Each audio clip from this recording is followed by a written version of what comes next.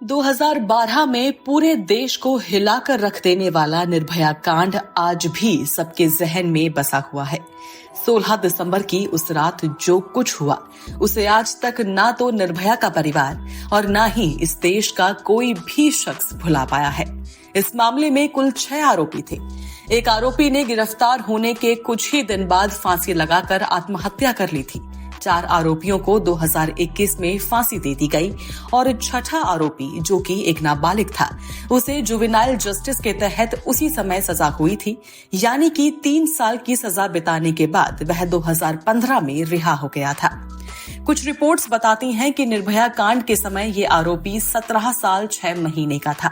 इसके बावजूद इसे केवल 3 साल की सजा मिली।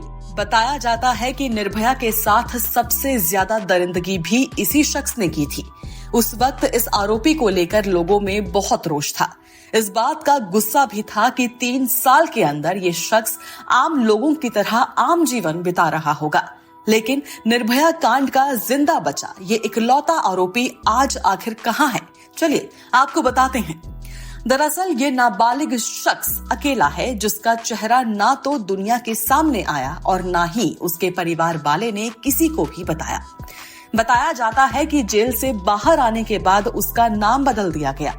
यह शख्स उत्तर प्रदेश के बदायूं जिले के एक गांव का रहने वाला है।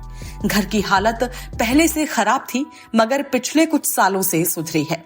कुछ रिपोर्ट्स की माने तो इसके पिता मानसिक रूप से बीमार हैं और घर में माँ बाप के अलावा 2 छोटी बहनें और भाई भी हैं। नाबालिग शख्स की भी शादी हो चुकी है और उसकी दोनों बहनों की भी शादी हो गई है। कुछ मीडिया रिपोर्ट्स ये भी दावा करती हैं कि ये दोषी इस वक्त साउथ के एक बड़े शहर में रह रहा है। रिहाई के वक्त दिल्ली सरकार ने नाबालिग दोषी को 10,000 रुपए दिए थे ताकि वह टेलरिंग का काम कर सके। इसके अलावा और संगठनों से भी मदद पहुंचाई गई और सिलाई मशीनें इस शख्स को उपलब्ध कराई गईं। कुछ एनजीओ की माने तो शख्स ने कुछ और काम शुरू कर दिया है और हो सकता है कि वो एक कुकिंग के प्रोफेशन में है। मीडिया रिपोर्ट्स ये भी बताती हैं कि ये शख्स अपना स्थान बदलता रहता है, जिससे उसकी पूरी पहचान पूरी तरीके से छुपी रहे।